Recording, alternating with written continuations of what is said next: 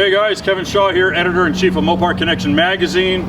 We're back here with Chris Wozniak in front of his shop, and you've probably seen a lot of the articles that Chris has been doing for moparconnection magazine, and he does a lot of drag and drive events. That's pretty much his MO, and you'll probably know Chris more for his 73 CUDA that we call Sick Fish, because it does all the sick events. Right. We introduced you guys to this car just over a year ago, and we had some early ideas that we were kind of throwing against the wall and see what stuck. We talked about maybe doing a 3rd gen Hemi. We thought about throwing in a big block 440. We thought about stroker motors and swapping out transmissions. And we realized really the spirit we were chasing was very kind of old school Sox and Martin 1968, 1969 Roadrunner. And that was big block 440, 4-speed, Dana 60, zero frills, all thrills. And that's kind of the direction we're going with this car. So initially you were thinking 10-second street car, drag and drive event, drive to the event, have everything you need in the car, yep, and compete that whole week. And to do that, we hooked you up with the 505 big block that we dynoed a couple of years ago. You guys might have seen that video. We'll put it up in the corner. And we have a Dana 64U that originally was going to go on my Zombie. Yep. And the only thing that really we were thinking that would be ideal for a drag and drive would be like a TKX 5-speed. Yeah. And it'd have to be a built one for the amount of torque that 505 made. Right. So we talked to the guys at Silver Sport and at McLeod, and they basically said everything that's in our Brazen Charger is going to pretty much be duplicated here in this Satellite. But that's going to take a little bit of time. Yeah. And, you know, building up a project like that, just, you know, we got to chip away a little bit, and part of that also was preparing the car. Oh, yeah. And we wanted to make sure that we got a lot of weight out of it. So the plan was to go with QA1's tubular drag pack. So it's a tubular K-frame, upper and lower control arms, maybe run a sway bar if we have to. Yep. Fiberglass hood, that alone, the hood and hinges coming off, I weighed them, were good for about 60 pounds. So, right, you know, you might see in the background there's a cage in the car. We're working with US Car Tool to stiffen up the car, so we've added some weight too, because all this stuff helps us compensate and do the best we can with keeping this big thing as light as it can be. Well, again, that's actually, you made a really good point. Let's talk about what's been done to the car. Obviously, we introduced it about a year ago, so what's been done within the year, and you actually got some of your drag and drive friends to help out. Yeah, it's kind of a cool story. Of course, working with Kevin in the magazine, we talked to AMD, and the car needed metal, needed floor pan work, trunk pan work, some rear frame rail work, miscellaneous stuff, some around the rear windshield, normal B-body stuff. So I was starting to tinker along on that, but one of my friends I've made through the sick events and drag week and stuff, his name's Jeff Oppenheim. He's well known for building really nice, tight-fitting cages for cars so that you can still get in, egress into the car, use your interior still. And he was interested in building the cage. He's up in Pennsylvania. I was the one holding up the process on the metalwork. Well, Jeff had a gap of time and a free spot in his shop, so he said, why don't you let me do the metalwork so I can put the cage in? And these friends that you make during these events, coming back from Sick Week this year in February, a buddy that races an Oldsmobile stopped at my house, left his race car here in Tennessee because he's going to race here in the States for a bunch of the year, and he's Canadian, so he was going back home to Montreal with an empty trailer. He said, how about I take your car up to Jeff since I'm going by there? So he brought the car up to Jeff, so we loaded all the parts in it, and Jeff got it at the end of February. I was up in New York visiting family for Easter, and Jeff said, your car's done, so I picked up the car on the way home just a couple weeks ago, and then we grabbed this nifty old glass Roadrunner hood with this big scoop on it from a gentleman up in upstate New York called Mopar Jack, who's got a graveyard of parts. Got some other stuff from him too. So this was sitting in the grass in this field, so I thought, at least for the condition of the car now and for its looks down the road, for $100 I can't pass up a hood like that. The guys from US Car Tool, we got their subframe connectors, torque boxes, front end stiffening pieces on for the car. It's not all installed yet, but the subframe connectors are in, torque boxes are in, and man, they fit incredible for nobody who's looked at their stuff. It's right. And Jeff, of course, wasn't burning a new cage and torque boxes into old steel. He put in brand new AMD floors, new trunk, A whole lot of new sheet metal for this car too. So All the bones are there. The only thing he didn't do that we have left to do metal work really is there's some little odds and ends, but patching the quarters is, and putting the hump in for the manual transmission. I'm going to have the fenders off this summer. We'll put in US Car Tools front end stiffening kit, their braces and the radiator support reinforcement. But you know, the car's got to come apart to clean everything up and stuff, and just go through everything. So that'll be a great time to do that. We'll do a little story on that. Now, you made an interesting point when we were talking about this earlier, in that the cage that's in this car is way more aggressive than the cage that's in my Charger. Yep. You're actually classified for an 899, is that right? 850. So 850, okay. So you know, the first goal with the car is really wanting to experience big block, stick shift, you know, old school kind of muscle, and see what we can do, get into the 10s with a stick shift big block. Cool. But someday I'd like to own a car that's capable of going 850s. A lot of friends that I have race in that class. Oof. And you know, I don't know what powertrain will make it do it. Maybe I'll go down the black hole of a Gen 3 Hemi with a turbo someday. Maybe it'll be a nastier big block. I don't know. But while the car was apart to this level and this amount of work being done, there's no better time than putting an 850 cage in now. And we'll give you the walk around. You'll see the way it's done. The car is still very functional. Oh, absolutely. Very usable to get in. Yeah, he tucked the halo in real tight, and he tucked it. The down bars are tucked in really nice. I mean, you, like you said, you can get in and out of this thing, quite frankly, a lot easier than the cage that I built 20-something years ago. Yeah. It's really impressive what we have here, and just the rigidity of this unibody is bar none. I mean, it really is impressive. Yeah. So you're not going to be twisting this car and popping the back glass like they used to in 1968. So that's something really impressive. We did mention that obviously we are kind of piecing together everything to make it the 10-second car that we want. Currently, it's just a 318, right? Yep, 318, purrs like a kitten. Yeah, so real mild 318. It's currently an automatic car, 904, right? Yep. All right, and it's just got an 8 3/4 rear. 8 1/4. 8 1/4. 8 okay. 1/4. Yeah. All right. So we were joking around. It's like, well, we've got some parts laying around. What do you want to do? Yeah, I mean the you know, the stark fact of it, you know, guys who build cars don't have, at least I don't have an unlimited budget, so we got to collect some parts, but we have a bunch of stuff to have fun. I don't ever like for a car to be down, so this thing will be cruising around Central Tennessee as is. It runs good, but I have a 4-speed, 23 spline 4-speed sitting in the garage. We've got the Dana already that we could put in the car, or we could pop the cover off this 8 1/4 and weld up the spider gears and have a little fun. Right. We have I have a bunch of close friends who are really experienced with nitrous and really want to see me spray some nitrous on something. So I'm okay stretching head bolts if you want to hurt a 318. So I mean, we could probably do that. Why not? What better car to learn nitrous on than a 318 on a motor that, I mean, we don't want to destroy it. You know, hopefully someone will get use out of this motor after us. But we got most of the parts. So throw a 4-speed in it, spray some nitrous, and if we need the rear end, we'll put the Dana in it. But I think the 8 1/4 is gonna hold all the 318 power.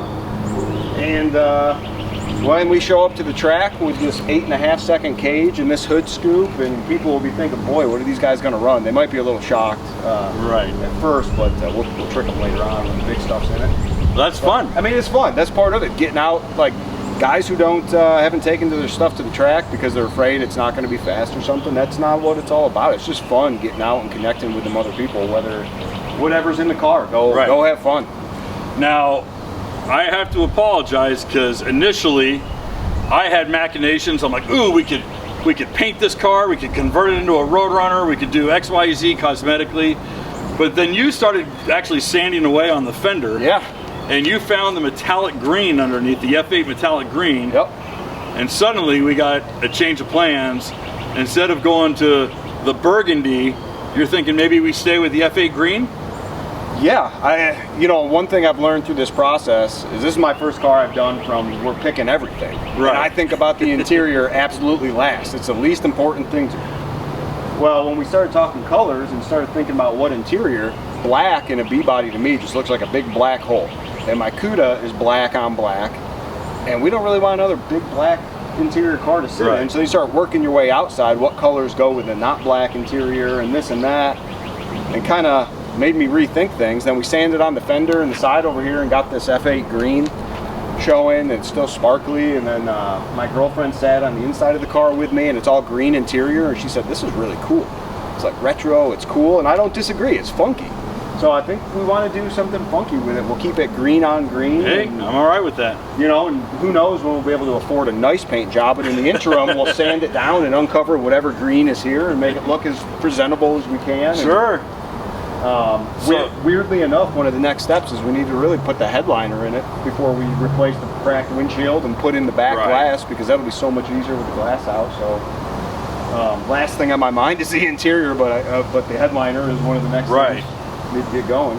Well, the other half of it is that we don't have to replace so much stuff if we keep the green interior. Yeah, a lot of the pieces are in good shape on the inside of the car. And I have to laugh because green was always the last on my list, but hey, yeah, mine too. Fantastic. Mine too. Yeah. I don't know if I could convince him to put a vinyl top on it. I was asking different colors, and he goes, I don't know if I want a vinyl top. And I said, hey, how about a mod top? And he goes, oh no. So I don't think I've won that argument yet. But hey, listen, you know, I mean, the Mopars are fun. The more you get into them and you learn and you talk to, of course, Kevin's a huge resource for all things Mopar, but you see other cars, talk to other folks, learn about different colors, different options, and you stumble your way into some pretty interesting stuff. Oh yeah. Different colors. You can kind of make it the way you want. So let's take you guys for a walk around a little bit. We're going a little bit more detail on what's been done with the car. We're obviously hugely grateful to our friends at Auto Metal Direct, and obviously John Passman over at US Car Tool. He's been absolutely saving our bacon when it comes to performance when we're taking these cars and pushing them far harder than they were ever intended to from the factory. So for you guys who are looking at really pushing your B-body, or any of your Mopars for that matter, you might want to check out US Car Tool and do it today. Yeah. But let's take a walk around and see a little bit closer on this car. Obviously, it's nothing incredibly special, but he did drop in the new trunk pan from AMD. What's nice is that it looks like he did a single piece job. Yep, single piece job. The back portion of the frame rails were rotted, so with those cut off before he spliced the frame rails in, he was able to come up through the bottom with the trunk pan. Okay. And Jeff has a lot going on in his shop too, so I said with some of the stuff, you know, I don't mind doing some finish welding when it gets back here, so I have a little bit of cleaning up the seam and stuff to do, but he got me so far ahead. Right. And he kept, it's hard to see in there, but he kept the down bars for the cage way off to the edges there. Okay, too. So yeah, he tucked them in right next to the tubs. So we've still got all the room in the world. That's great. In the trunk for, you know, for a drag and drive car, you think about trunk room. Not that this is a small trunk anyways. When I'm looking here now compared to my CUDA, it's like, holy cow. I'm impressed that the trunk extensions, he didn't have to replace those. Those weren't rotted out. No, the wheel tubs, the flange around the wheel tub was good. The trunk extensions were good. I really think this car was sitting with like the very back of it just out under the edge of a building, like it was too long or something. Right. And it was raining just right into the back portion, because it was everything just back here was the very back of the car. Okay. There's more of that original more of that green, F8 green up here, and he replaced the dusting panel. Yeah, he replaced this. Also fixed, rebuilt the corners of the rear windshield. Oh yeah, we did replace these were all rotted out and gone. Yeah, not as bad as a lot of the B-bodies I looked at, but you know, enough that it made sense to cut them out. And then the shelf, of course, that the windshield sits in, there's AMD sells replacement pieces for that, which saved us a lot of time from having to make something. Right. And got those replaced as well. He also took, you can see here, we'll get a little bit closer, but you can see how the down bars really do follow, they almost parallel the angle of the back glass and the C-pillar, and he did bring them out really wide, so you can still actually use your speaker holes if you want to put a radio in. Well, that's not where he wanted to put them, but I told him that I gotta have my sound system in this car. Not everyone agrees, but on power tour and drag and drives and stuff, we like jamming to some tunes, so a good stereo is a must. I will do 1,000 things to take weight out of a car, but removing the sound system is just not in the cards for me. So we cleared priorities. We cleared the factory speaker holes, and but yeah, having visibility out of the back glass still. Oh yeah, will be nice the way he did. Yeah, very good. Yeah, so looking at the inside of the car, like we mentioned, it's a green on green car. Jeff did a great job with the cage again. You know, the bars are up as high as he can get them really, and let us be able to put the headliner in. The egress into the side seat, with the down bars, they swing out, but even without the swing out, you can really still get in and over them. The chassis stiffening on these bars down to the tunnel here is going to be a huge addition to rigidity of the car. For the car to be legal, the harness bar has to be welded in, which kind of stinks. You can't unbolt it for when you want to put passengers in the back, but if someone really wants to get in there, they can. The whole bench seat's available to them. Headrooms here with the down bars. Halo bar is up tight to the roof line. And the front down bars, he did not cut the dash to put them in. He ran along the pillar as tight as he could with the dash, so really did a nice job for, you know, having a cage that, I mean, there's nothing I'm going to bounce my head off of in here or that's in my way while driving the car around. And the bolt-in down bars are nice because when we're not racing, we can just take them out completely. Yeah, so that halo just absolutely tucks in. Oh yeah. So nice. And this is why people, Jeff doesn't have a shop doing this for a living. He's a professional fabricator that does industrial stuff, but he's a racer. And it's kind of, I feel lucky to have gotten on his list because he's pretty selective with who he does work for. But he's really passionate about this stuff. He's been doing the drag and drives really since they started. And he's got some really fast stuff and, you know, knows what people want in a good cage that, you know, doesn't make it take away from it being a street car. So long way to say thank you to Jeff, but he got us way ahead of schedule on, you know, you can kind of see the floor pan work we did in here too. He did this. There was a little bit of repairs on the torsion bar cross members, but all of this had to be done before the cage could go in, and Jeff just got us ahead. He had nothing but good things to say about the AMD panels as well. Minimal trimming, everything fit quite nicely. That and the US car tool. He said you have some great partners for this project, were his words. Had no problem with any of the parts. Very cool. All right, so I'm gonna pat myself on the back on this one.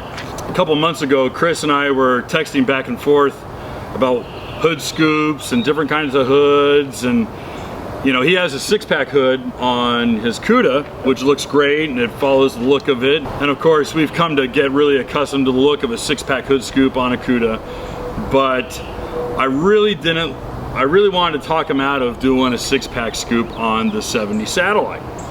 And my suggestion was to run a LO23 or a BO29 Hemi scoop like I've got on the Charger, and he's like, well, I don't know, and well, that might be cool, but I need to see it. And so we started looking at different pictures, and thankfully there was a couple guys who had big Hemi scoops on Roadrunners and GTXs. Yeah, we saw some pictures of the big scoops on some B-bodies, but they were all on flat hoods, right, which gave us an idea of what the scoop looked like, but I was like, Yeah, I mean, it's still more aggressive, but yeah. Then while you were up visiting family and you visited Mopar Jack, I get this text and he says, you're not going to believe what I just found sitting in the yard. And obviously it's seen some weather and it's, you know, had a bit of a rough life. We'll imagine this hood's already run 10s plenty of times. But here's this big Hemi scoop sitting on this Satellite hood, and I said, Roadrunner hood. Well, yeah, I mean, yeah, and I laughed because I was like, I can't believe you found this. So sure enough, he bought it for $100. $100. We're gonna just spend a little bit of elbow grease and see if we can't polish up this hood a little bit. But this came out really good, and what's neat is that the scoop itself actually mimics a lot of that kind of dog bone shape to the grill. So it was a happy accident that we ended up with this hood, and like you said, the more you look at it, I love this thing. Every time I come out of my house and I see this thing, looking from afar, the way the Roadrunner hump here fits within the big scoop, it mimics the lower grill. It's like, it's just meant, yeah, it's meant to be. It's meant to be, it's great. And we're gonna put that, you know, big 505 with the higher rise intake on it, yep, the carb spacer, of course, and who knows what carburetor and air cleaner, and we know we were going to have hood clearance issues. Yeah, you're going to need as much real estate as humanly possible. So Yeah, a factory flat hood, even an air grabber hood, is not going to be tall enough for what we need. And I think it'll probably be enough air for a 318. I think the 318 will be fine. Yeah. When you got the car home, you just started sanding on it? I was just bored one day. I've had a lot going on business-wise, and sometimes you just want that, like, not brainless work, but just go out and do something, have a beer, Sure. mess with something that's not high skill. And I just started stripping this nasty, I don't even know what it is, if it's gray. I think it's gray primer on top of, I don't know if it's white primer under it or white paint. And started sanding, and then we got down to this like hunter green color, and we're like, oh, that's kind of pretty. Is that what color the car was? And then we sanded some more, and I hit the F8 green, and it's got a ton of metallic, and it sparkles up good. We'll when we get it more stripped, we'll actually like buff it like it's a nice paint job. But it's just kind of wild uncovering it. So trying to figure out a process how to get to that paint without going too deep, which we, you know, this is the learning fender. So we've gone too deep in a few spots, but you know, as opposed to what you saw the other side of the car, all this old cracked gray primer and crusty stuff, like this will be way better to cruise around with this summer. And sure. some sort of patinaed, wore out paint job, in my opinion, is better than a cracked, nasty, grimy primer paint job. I agree. So, you know, this is probably like 3 hours of labor so far to get some of this stripped. So we'll just, you know, no real timeline, just come out here and drink a beer and sand on the car. There you go. Yeah, so we've got the 318, which, you know, one of the joys of wet sanding on a car is my driveway is now green and white, and, you know, spill over into the engine bay, but just rubbing on all this, like all the green is coming back. Yeah. It's all here. The 318 has got a Holley double pumper I put on there, and it's got an old Portasonic intake, but in our stash of parts, we have a ported air gap Edelbrock intake. So we'll put that on the car. All right. And we've got some chrome Moroso valve covers. So we'll put that on the car. Yeah, chrome will get you home, man. We got, you know, this little mini Velocity Stack air cleaner base. And of course, we'll dig up parts for a nitrous kit, and we'll see what we can get out of this 318. But the thing starts up and runs and drives, and we did put new not disc brakes on it. We had enough drum brake parts laying around that came with the car that we rebuilt the 4 drum brakes, and we didn't even mention it. We put super stock springs. That's right. On the car already too. Some 3,800 pound super stock springs. The old ones are laying in the scrap pile. They're about broke and bent over backwards. Right. But yeah, I mean, right now we're just getting her safe to go cruising around. It's summertime. It's car show time. So yeah. Tracks are open. Car shows are open. In fact, those Mancini super stock springs and single adjustable QA1 shocks on the back. Yeah. Actually kind of gives it a good stance. Yeah, it's I'm really liking the stance. I'm really liking that I'm not gonna have to worry about header clearance like my Cuda. Like that thing is so low. This thing, I like the stance. Maybe some bigger wheels on the front, like you mentioned, to kind of level out. A little taller tire, yeah. But yeah, I mean, why take it completely apart and let it sit here idle when we got stuff to work with? Yeah. I mean, we got to build up the parts collection before we can completely gut it.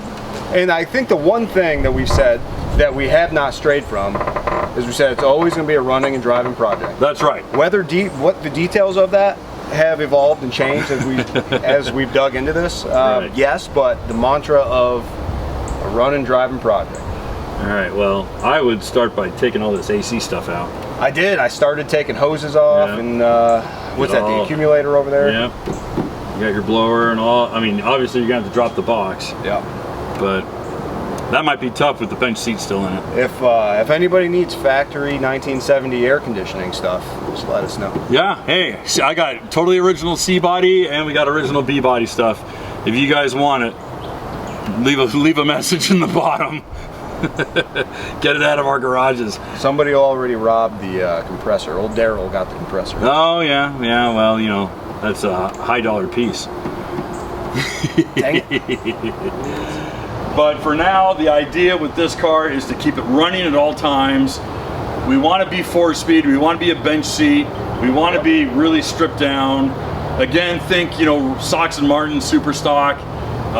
You know, the 4-speed road runners that they campaigned from 68, 69. But this car is going to be both in the magazine and on the YouTube channel. So if you guys want to follow everything with the car, and you're only on the YouTube channel, you're missing out. You're gonna be missing out on a lot of updates on this car. So definitely go over to www.moparconnectionmagazine.com. Hit subscribe. It's free. There's no passwords, there's no downloads. We don't want a dime of your money, but that subscription means you're going to get the weekly newsletter, and that means you're going to get alerts on any time there's new articles that come out. So you'll see articles from Chris, both obviously on this car and his project cars, as well as all the other stuff that we at Mopar Connection do. So for now, thanks again for watching the video all the way through. Chris, thanks for letting us walk around. Absolutely. If you enjoyed the video, why don't you give it a thumbs up, maybe share it with your friends, leave a comment, all the fun stuff that YouTube makes us do. And if you want more awesome Mopar content, why don't you go over to the magazine at www.moparconnectionmagazine.com, where new articles are written and published every single day, Monday through Friday, entirely subscription free to you. We'll see you there.